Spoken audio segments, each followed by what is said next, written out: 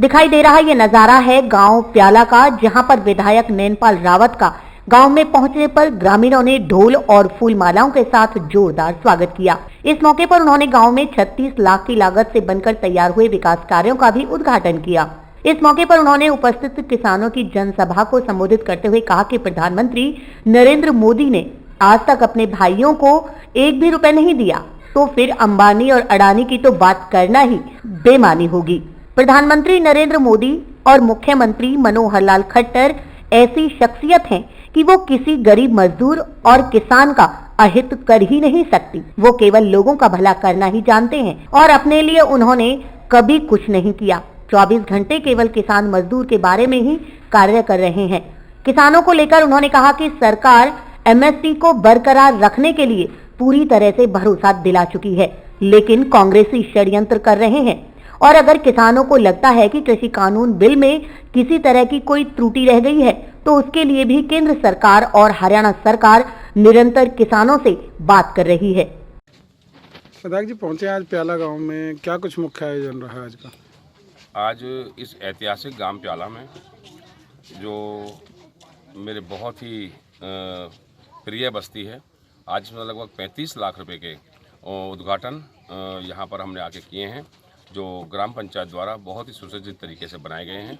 और उनमें एक वाटिका है, एक अपना माता बहनों के लिए जगह है और एक प्याऊ का है। किसानों को भी जागरूक किया है, एक बड़ी जनसभा का आयोजन किया गया। हाँ, निश्चित तौर पर यहाँ एक बड़ी जनसभा इस बस्ती के द्वारा की गई और सभी किसान भाइयों से जो 3 कानून जो केंद्र सरकार द्वारा लाए गए किसानों के हित में, उनके प्रति बात की गई। और निश्चित तौर पर हमारा जो क्षेत्र है वो किसान बाहुल्य है, लोकल क्षेत्र है।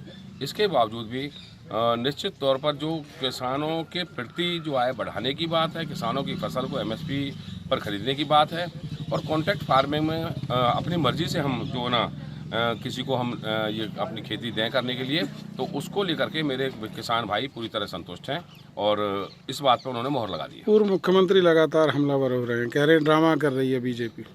देखिए, इस ड्रामे का इस देश और दुनिया को पूरी तरह पता है कि कांग्रेस किस तरीके से कुछ नुमाइंदों को उसमें भेजकर किसान भाइयों के साथ भेजकर इस मामले को जो राजनीतिक रंग दे रखा है।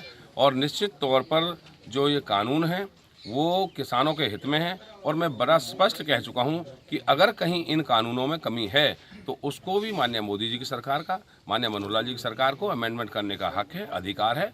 और वो मामला सुप्रीम कोर्ट के जो संज्ञान में है, वो कमेटी जो इस पर बनने जा रही है, किसान भाइयों को बुलाया गया है।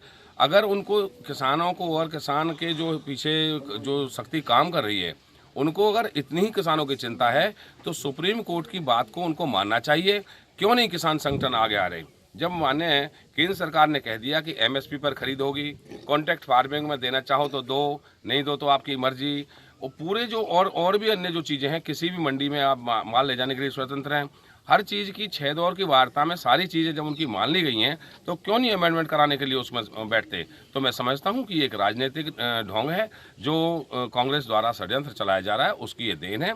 अन्यथा इस देश का किसान, प्रदेश का किसान बहुत शांति प्रिय है और निश्चित तौर पर मोदी की नीतियों में विश्वास करते हैं, मनोहर लाल जी की नीतियों में विश्वास करते हैं और ये जानते हैं कि किसी भी सूरत में माननीय मोदी जी इस देश के किसी वर्ग का अहित या नुकसान नहीं होने देंगे।